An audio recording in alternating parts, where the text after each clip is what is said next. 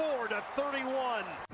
Chiefs. No, I know there's the question in regards to his how he was in the game there in the red zone and on that one play, but that's never been who Patrick is. It's truly not. I mean, the frustration part is the team aspect of us. We were all frustrated. We wanted to be better in that game, and you get opportunities to close a game out. The last 2 weeks as an offense, we've had the opportunity to do that, and we haven't done that.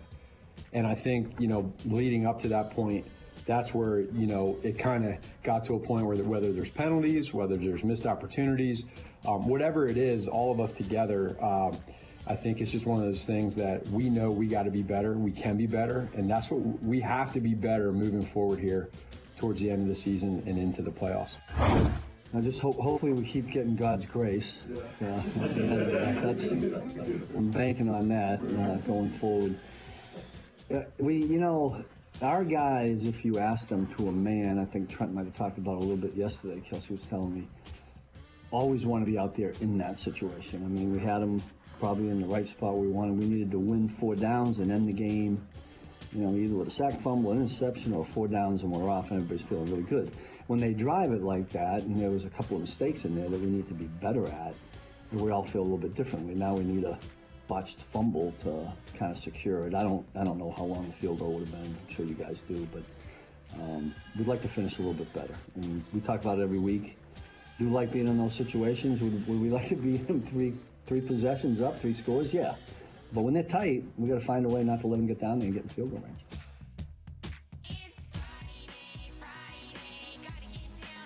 It's Friday then, it's Saturday, Sunday, what? It's Friday then, it's Saturday, Sunday, what? It's Friday, it's Saturday, Sunday,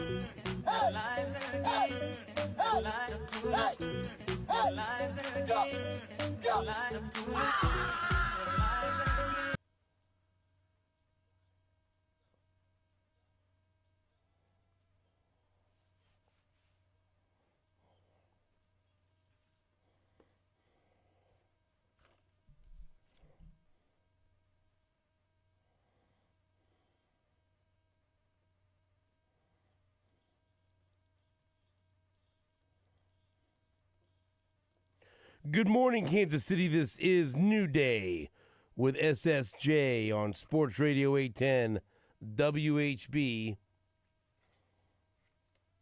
It's Friday, December 6th, 2024. How's that sound? Radio lesson number 72. Try never to take your bad mood or frustrations on air with you. Mission accomplished. Especially when you get some bad news right before you go on the air. So, how about that? How about it? How about it? How about it? It's Friday, baby. Yeah. How about that? Mel Allen. Twib. Man, I can't wait to stay home. Don't nobody call me to do nothing. Let me tell you, I ain't doing nothing this weekend except working the Chiefs and Chargers game on Sunday night. Because even last weekend, the holiday weekend, we had one thing right after another. And this I've been crawling through this weekend, dragging myself through this weekend. And so we staying home, and there ain't nothing wrong with that. Watch some really good football tonight and tomorrow, and get ourselves ready for what should be a really good football game between the Chiefs and the Chargers on Sunday night. And, watch some Mizzou versus KU basketball on Sunday during the day. So a lot of good stuff to watch on the TV when it comes to sports. We'll talk to Stan Weber on the phone. He's in New York with Nate Bucati somewhere. Everyone's in New York. So we'll talk to Stan Weber coming up in the next segment. Then we'll get the weekend forecast from Jeff Penner, and hopefully it'll be a good one. I think it might be. Then we'll have the New Day fast break / blitz, the awkward time when we're transferring our energies from college football to college basketball, but there's still some college football left. Like for Kansas, we're on to college basketball. There's no bowl game, so we move right on seamlessly. For Kansas State and Mizzou, they still got bowl games, bowl assignments. We'll find out on Sunday. And really, I guess for all three schools, football still is in effect because of the transfer portal and everything else happening with recruiting. And so we'll keep you up to date on that. But Gabe DeArmond will be able to inform us on both as he comes on from PowerMizzou.com. And then we'll talk to Jay Heydrich and also Nick Springer about college basketball. Pete Sweeney from Arrowhead Pride will give us the latest injury report, any injury news from the Chiefs, and give us his final preview on the air on Sports Radio 810 of what he thinks is going to happen between the Chiefs and the Chargers on Sunday night. And then Tim Grunhard, who's also in New York, will be on the phone with us. And so very odd that we have so many people in New York this week, but Timmy will call in. And somewhere between now and then we'll have so yesterday was one, or is it just happy holidays, or are we doing 12 days? It's just happy holidays. It doesn't. No, we're not doing the 12 days. Happy holidays is not, because I didn't do the math. No. We're just giving something away every day until I'm done. Until you're done. And probably after you're done. No. We have so many prizes. That thing ends with me. It ends for you, but Katie doesn't come in here and do any of that. Trust me on that one. we'll let Lebo do it then. Let me see. Yesterday, 1, 2, 3, 4, 5, 6, 7, 8, 9, 10, 11. We started yesterday. Yes, we did. And if we go right up into the day, my last day before vacation, that's 12 days. All right. 12 days of happy holidays. Okay. There you go. See? That's why we started it yesterday. Yeah. I knew there was a reason. Math majors here. A bunch of math majors. When we come back from our first break, Yeah. I will reveal the prize we'll be giving away today. We'll go pick one out. Yeah. We got a bunch of them. Awesome prizes. Bunch of good ones. So, and there's a specific reason why we're not going to go past 12 days, Bubba. I'll inform you of that in the commercial break. You got it. Thanks. Last night, it was a clash of two of the Super Bowl contenders. Awesome. In the NFC. Was it awesome?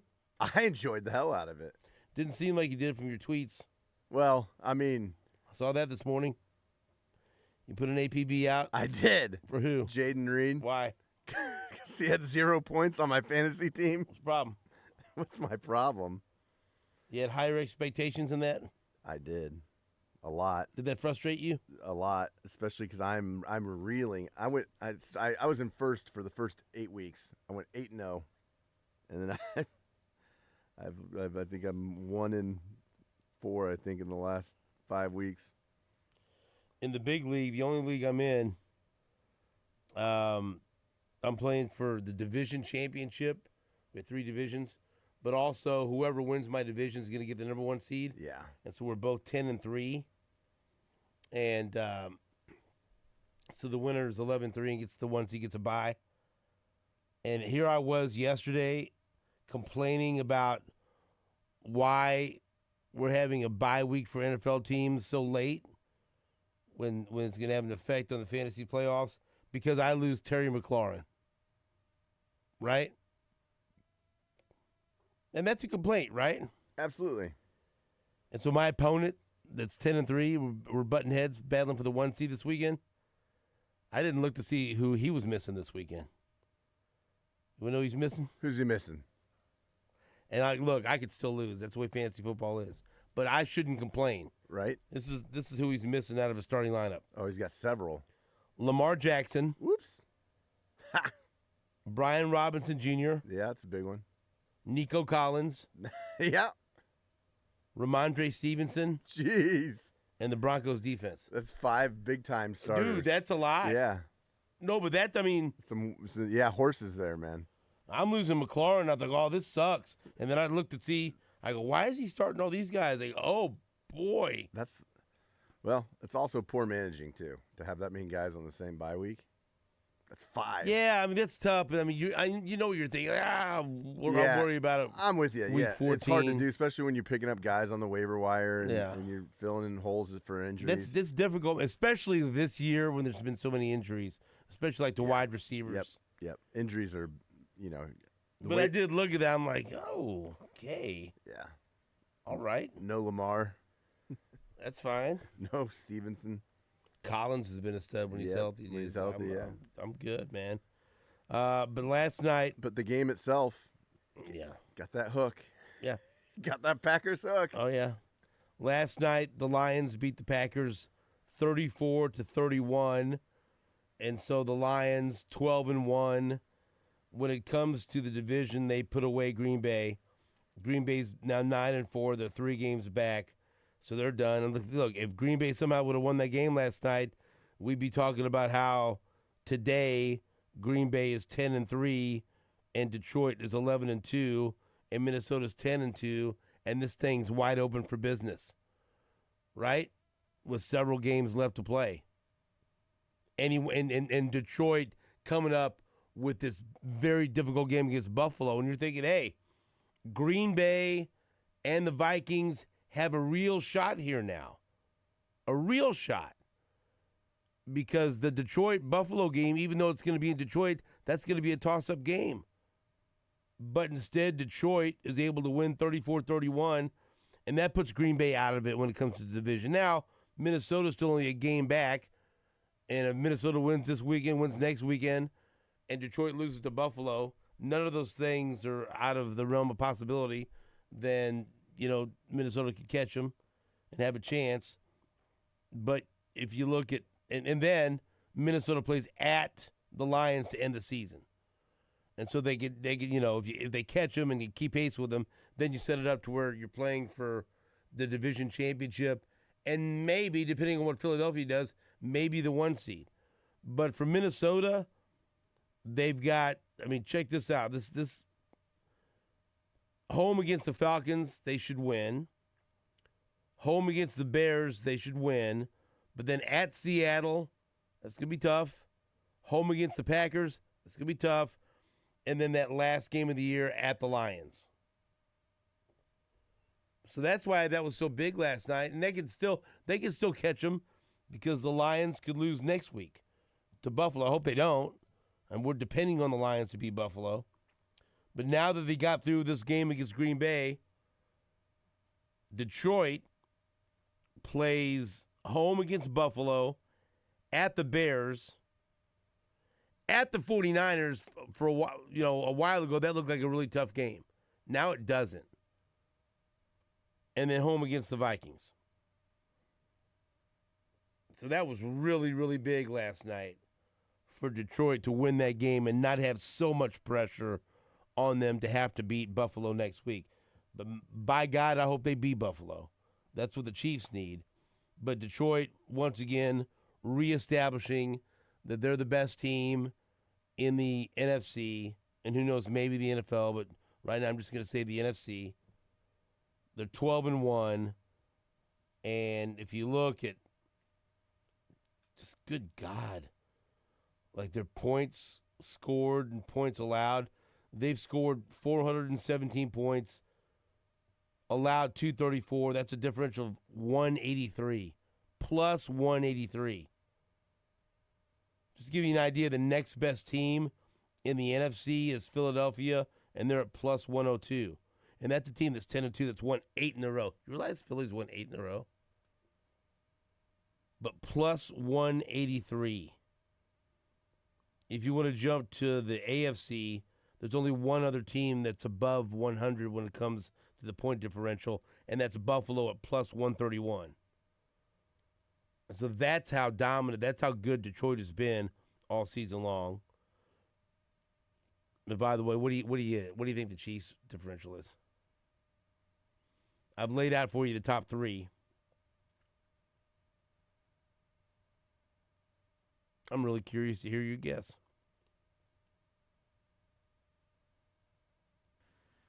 And point differential and everything. It's No, but they how many close games have they played? right. I mean, all of them. 28. Plus 54. But just to show you, the Chargers are plus 72 and the Broncos are plus 71. The Chiefs have the third best point differential in their own division. Yeah, 28's low. But plus 54 is not indicative of an 11-1 team. No, not at all. So, it's wild, man. What, they've won 11 straight one-score games? They broke the Patriots record last week. That's all they're in, man. That's all they're in. So, good game last night. Good way to start off the weekend in the NFL. And Detroit, once again, they get it done. Anything in particular stand out to you watching that game? I mean, just 4 for 5 on fourth downs. Look, at the end of that game, Dan Campbell clearly didn't play to win the game. He played to end the game. And I think that's how much respect he had and just kind of how the game was going back and forth. Because, I said it at some point, several points. Whoever ends the game with the ball is going to win this game. And, I think the Packers settling for a field goal in their last possession to tie it, that was killer.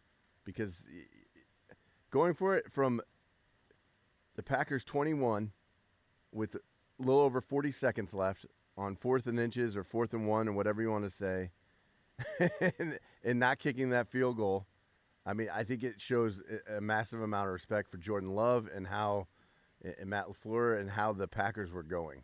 So he played to end that game. He didn't play to win it. He played to end it. And, that's his personality. That's their MO. And just what they've done on defense. The amount of injuries that we talk about the injuries the Chiefs have had, but the amount of injuries Detroit has had on their defense is wild. That they're still, they didn't play great, obviously, but they're winning games. And 4 for 5 on fourth down, with a couple of touchdowns one touchdown for sure. 2 of them, right? I think Patrick had a touchdown on a fourth down, and then Gibbs had a touchdown at the end of the first half on fourth down, and then going for it on that last play before you salted out the clock to end the game is just, it's just big balls, man. It's Dan Campbell. You know what I liked best about the game last night? What? Did you see the Grinch dancing with the Detroit Lions cheerleaders? You like that? Look at the moves. Yeah. Look at the moves right here. Look at that. I didn't know the Grinch had that in him. He's grooving, man. That's wonderful. Look at that. Look at the Grinch shake that ass, really. Did you know that? Oh, look at in the the splits splits, and everything. yeah. Did you know that? Well, I'd kind of heard. I watch that all day long. I'd kind of heard. Grinch can move. Yeah. No, it was wildly entertaining, back and forth. What, the Grinch dancing or the game? The game. The game. You could use that terminology to describe both, by the way. Absolutely. Something else that popped up during the day that had people... Man, people love to argue about this guy, but I get it. Eric Bieniemy is back in the football news. Yep. Because he has parted ways with UCLA. And look, I don't, like when I say Eric Bieniemy, what do you think? How do you feel? Oh, I have a massive amount of respect for the work he did here, for how successful this. I don't know if the Chiefs' offense has been the same since he left. Now, there's a lot that goes into that. So the initial reports were that, like Ross Dellinger, UCLA is making a change in offensive coordinator. Eric Bieniemy is out. The Bruins finished 117th in total offense this year. ESPN College Football posts. Breaking. UCLA is firing offensive coordinator Eric Bieniemy after one season. A source conformed to ESPN. Yahoo had it first. Right?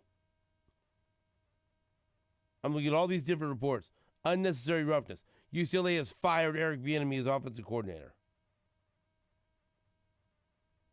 And so then that spin is out there. So Tom Pelissero from NFL Network then posts, statement from Eric Bieniemy's agent, Jason Fletcher. Here comes the agent to his client's defense.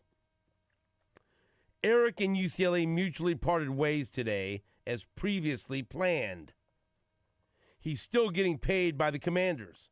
After interviewing for head coaching jobs last year, he wanted to stay active and busy. So he decided to go help out Deshaun Foster, who was like his little brother, at UCLA as opposed to sitting out a year. The plan was always to return to the NFL in 2025, and he's looking forward to the opportunities ahead. So which is it? Did UCLA fire him, let him go after 1 year? Or was this always the plan, and he just went to go help his friend for a year? I thought that was interesting, the way that was. The initial reports came out that he got fired, and then the agent comes out and says, oh, no, this is that seems odd. Yeah, I mean, that seems like an odd story. Definitely conflicting. From the agent. He's still getting paid by the Commanders, by the way. Right, that's what he said. But that seems odd. Yeah. Which do you believe? Well, the results weren't there. And maybe they just say, you know what, this isn't working out, let's part ways. I mean, would you, if you're UCLA, would you really go into a deal when you're trying to build a program with an offensive coordinator and say, okay, we know you're only going to be here a year, and then you're going to leave? Would you do that? Probably like, not. Would you do That's that probably knowing not. that doesn't, then, okay, then bring him in as an advisor. Bring him in. You know how many different titles or different things you could have on a coaching staff? Right. Bring him in as a special assistant to the head coach. Sure. That would make more sense. You bring him in as an offensive coordinator, knowing this is always the plan. He's just going to coach for a year and then leave. That doesn't make a lot of sense to me. And so it seems like, well, that's the agent. That's what's the agent's story. And right. So, but then the next question pops up. You want to find a spot for him in Kansas City? And all I can do is I go by players that I talk to that played for him. And the two that I'm influenced most by is Anthony Sherman and Gary Dieter. And they swear up and down High praise. How great he was. Absolutely. And I'm quite sure if we asked him right now, yeah, find a spot for him, it'd be great. That'd be awesome. And most every player that I talk to has the same opinion. So I'm not telling you to come in here and make him offensive coordinator. Though he has to want to come back. He's a polarizing figure for sure. Yep. I mean, the amount of head coaching jobs he's interviewed for in the NFL is wild. And he may not want to come back in a diminished role or a different role. He may look, hey, I'm an offensive coordinator or a head coach, or that's it. I just thought it was interesting to see, like you said, he's such a polarizing figure, how the difference in opinion. Like, no way, don't bring him back. Oh, absolutely. Find a spot for Bieniemy. Or some people went so far to say, yeah, get rid of Nagy and bring back Bieniemy. Not just if he's willing, find a spot for him. Chief offensive advisor. I mean, I don't know. Yeah. Get it? Chief. Chief. I got you. Hell, bring him and Doug Peterson back. Get them all under one roof. Right. Figure this thing out. Oh, because there's a good chance he's available. That was a hot story yesterday, so I thought I'd throw that out there. Would you want him back in some capacity? Absolutely. I mean, There you are. Jet Chip Wasp, right? There you go. You asked me what I think. That's what I think of Bieniemy and Mahomes in that Super Bowl. Super Bowl 45. Well, he's available. We'll see what kind of interest he gets around the NFL. I'm not even talking about for a head coaching position. I mean, offensive coordinator. Yeah, I mean, there'll be plenty of positions open. Yep. We will take a break. Back after this on Sports Radio 810 WHB.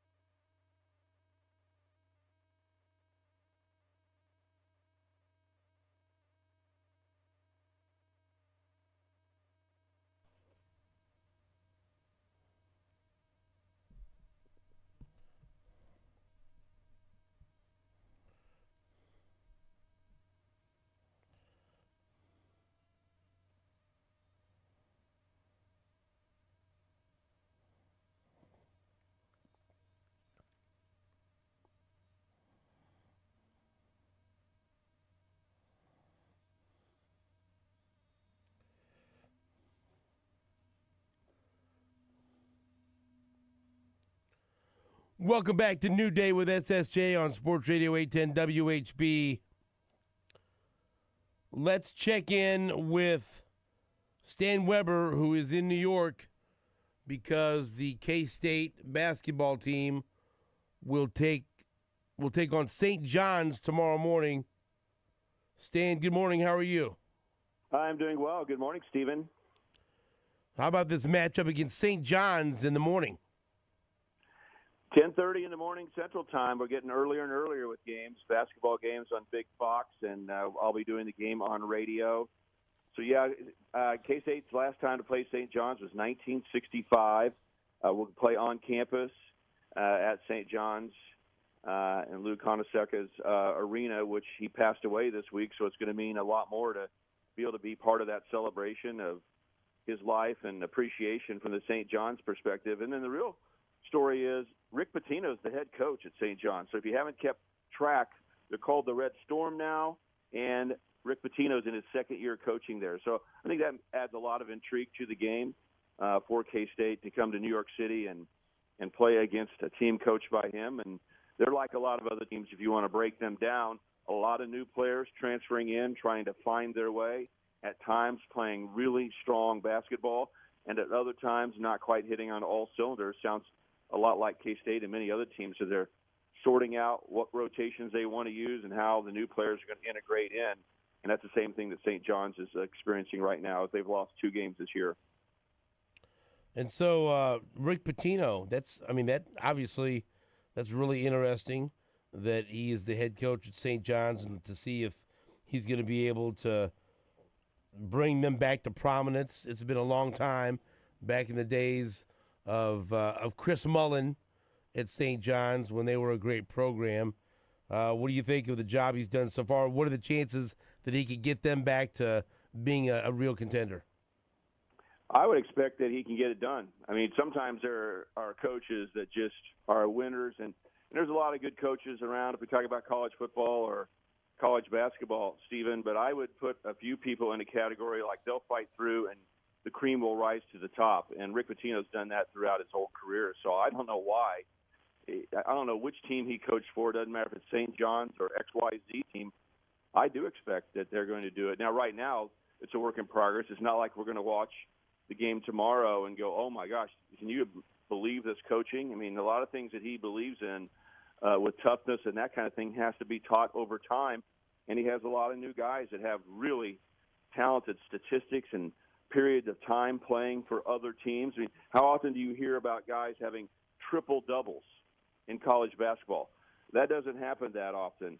Davon Smith, one of their point guards, had 5 triple doubles last year for Utah. Kadari Richmond, another point guard type, transferred in from Seton Hall. He had a triple double last year. Was first team All Big East. I mean, these guys have had their moments where you go, whoa, they are really good players. But now with St. John's, they're all integrating together and trying to become a team. So to answer your question, if I were a Vegas odds type of guy, I'm not sure how you bet on this. I guess there's someone I might know who works around there who knows a little bit about the betting process. I'm not a bettor, but if there was some way of betting on future stocks, I know how to do that, betting on stocks and that type of thing, because you just buy a stock, right? If you think it's going to go up, if you could buy stock in Rick Pitino's St. John's team, I would do it.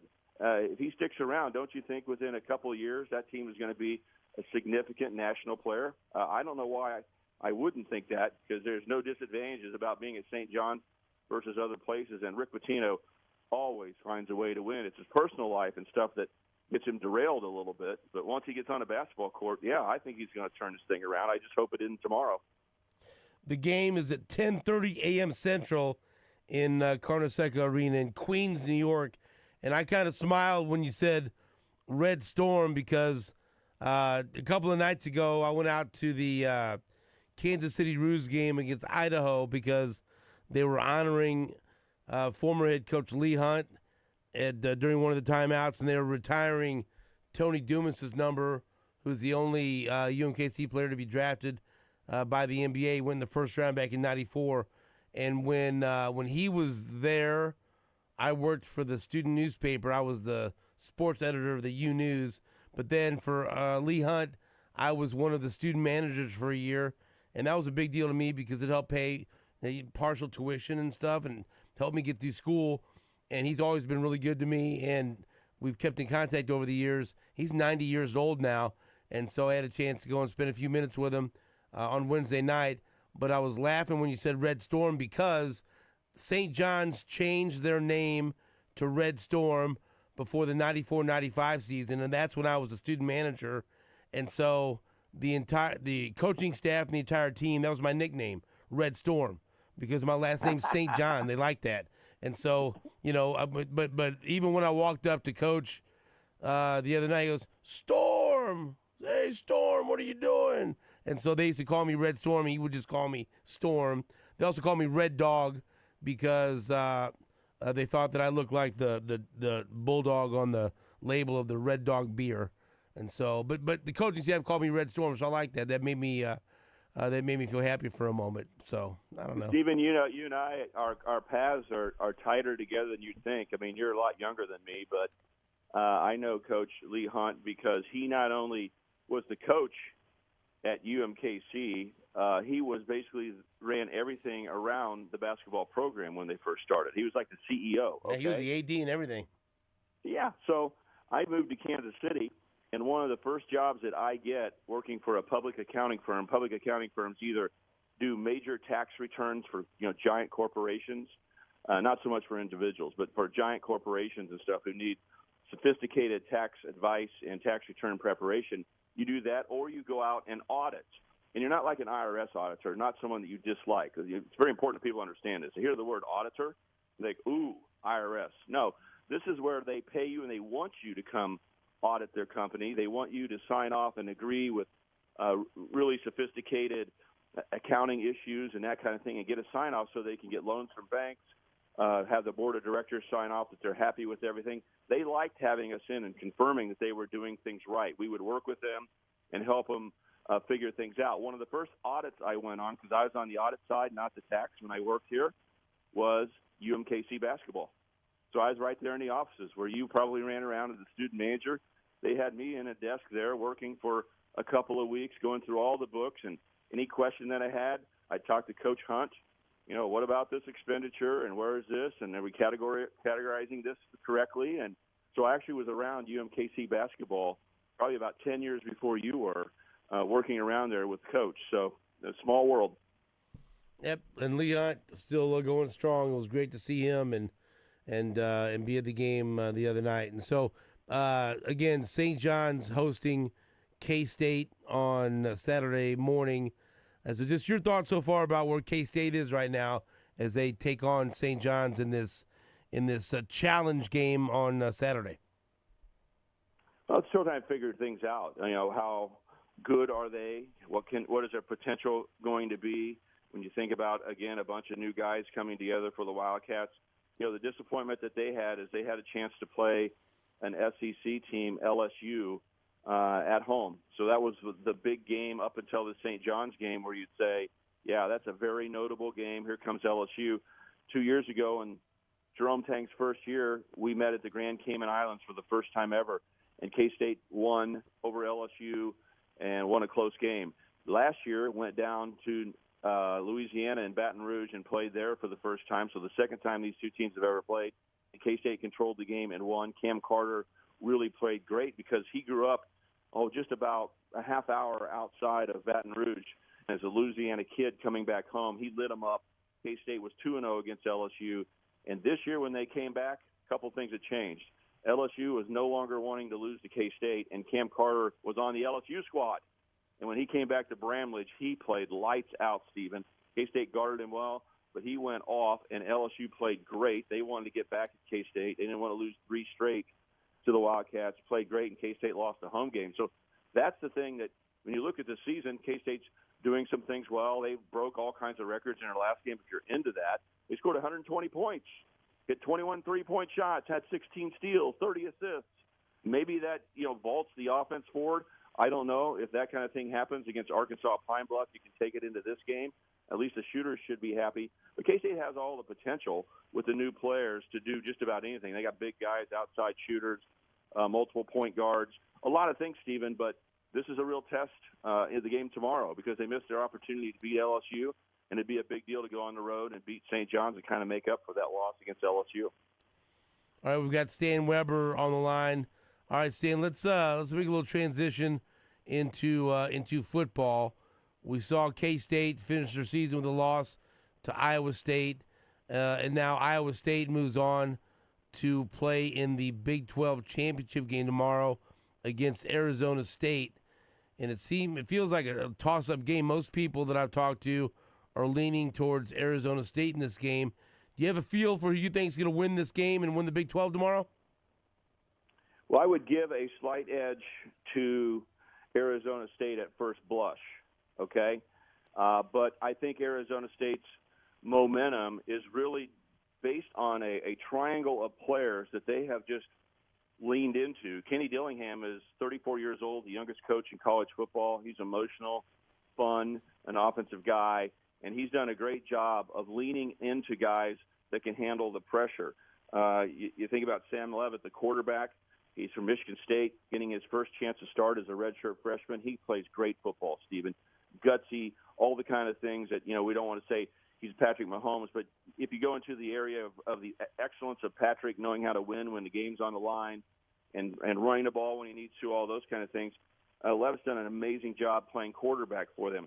Scattaboo is an unbelievable back because when you get into these tough games that we're seeing, and the Big 12 is like the NFL, right? Every game seemed to be close and trying to split the hairs of how good these teams are all the way from first to eighth place. There's no difference in these teams, really.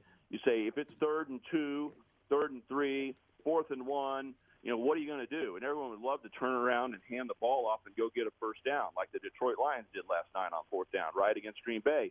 But no one is reliable enough to do that other than Arizona State. With Scattaboo, everybody in the stadium knows he's going to get the ball, and not only does he average 5.7 yards a carry, he gains those must yards in the most important times. So you add that quarterback and that running back and other things that Arizona State do well, I would tell you that we are moving along with a lot of confidence about how good a football team they are. But I haven't told you about the third guy yet. That's Jordan Tyson, the wide receiver. The guy's incredible. I mean, he can catch everything. He can run every route, and he makes the clutch catches with double teams around him and everything else. He's out for this game, Stephen. So that changes the dynamics. How much of a difference will it make that Jordan Tyson is not playing? That's the thing that's hard for me to factor in. He has 75 catches to lead the team with 1,100 yards. You know who the second most likely receiver is in Arizona State? Who the second leading receiver for Arizona State is? Cam Scattaboo. So I didn't mention that he's great pass receiving, got a running back and everything else. But if you take Jordan Tyson away and you got a good Iowa State defense, I think that evens the game up. It was going to be pretty even anyway. If Tyson were playing, I'd say Arizona State. If you made me pick, I'd say Arizona State in a close game. And right now I'm just trying to recalculate in my mind, like, what does this mean with Arizona State not having the reliable receiver to go to? Because I'm telling you, when Sam Leavitt goes back to pass, you've never seen a guy aim for one guy more on any team in the country. I mean, he throws it to Tyson no matter what. Triple team, no problem. I know you're going to catch it, and they go get it. How much will that hurt? Watch that tomorrow. How much will Arizona State's passing game be affected? That's the big question mark that I have. So what's your final prediction? Give me a score for the Big 12 title game. I'm still going to go with Arizona State. I think Iowa State has some question marks, and I want to get on my soapbox and talk about how awful it is that we have no divisions, that we're trying to pick the top two teams. Can I do that instead, Stephen? Sure. I'll take Arizona State, but here's how ridiculous it is. There's 4 teams tied for first place with 7-2 records in the Big 12. Why aren't we jumping up and down and screaming how awful it is that BYU and Colorado didn't get in? Why is it that Iowa State and Arizona State get to play this game and not the other two teams? The schedules are not like, okay? They don't play each other head-to-head. You cannot convince me that it's fair that these teams get selected, and it's not that I'm against Arizona State or Iowa State. It's just that there's no fair way to do it. We need divisions, okay? But let me tell you this. Why is Arizona State in the game? I'll give you this. They get into the game on the tiebreaker because they're 4-0 in common games with the other 3 teams. So all 4 teams did play 4 equal games against each other. And KU is the whole answer to that first question. KU beat BYU, Colorado, and Iowa State, and Arizona State beat Kansas. So Arizona State was 4-0 in common games. The others were worse. I have a little problem with that. Okay, advance Arizona State. It's not as good as being in divisions. It's not as good as head-to-head. But I'll give Arizona State, hey, you beat KU, so you get to be in a tournament or in a championship game. Now we got 3 teams left. Well, how are we going to sort these out? Well, we say, let's go back to the common games. You realize that K-State blows up Colorado. K-State beat Colorado, and BYU and Iowa State beat K-State. So we blow Colorado out and say we got Iowa State and BYU still tied. Who goes to the game? Do you know what the tiebreaker is, Stephen? What's the that? tiebreaker is the total 9 games that you played in conference. What was their record? What was their record? And Iowa State teams were 44% winners, and BYU's 38%. That's how Iowa State got into the tiebreaker. We need to have divisions. I'm with you on that. We've got Stan Weber in studio. We've got more after this. Not in studio. I'm in studio. Stan Weber's on the phone. We'll have more after this right here on Sports Radio 810 WHB.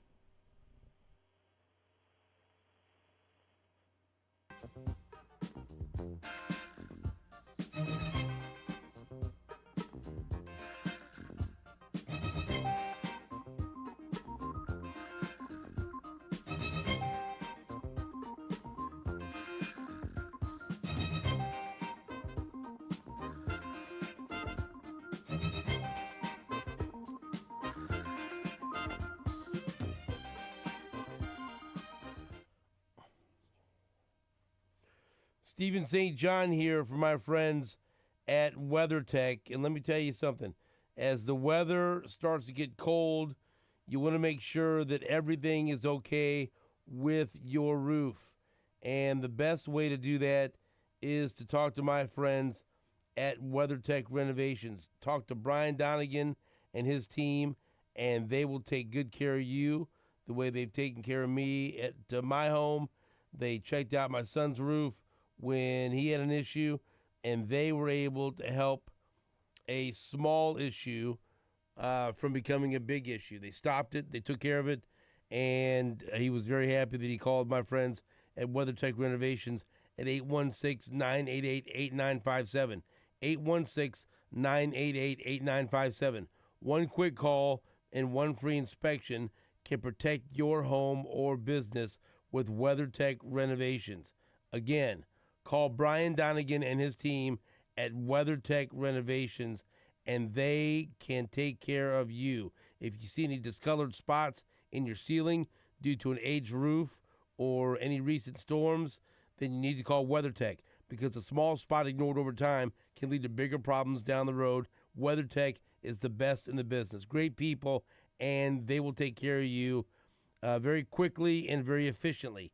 816-988-8957 or online at WTRenovations.com and tell them SSJ sent you.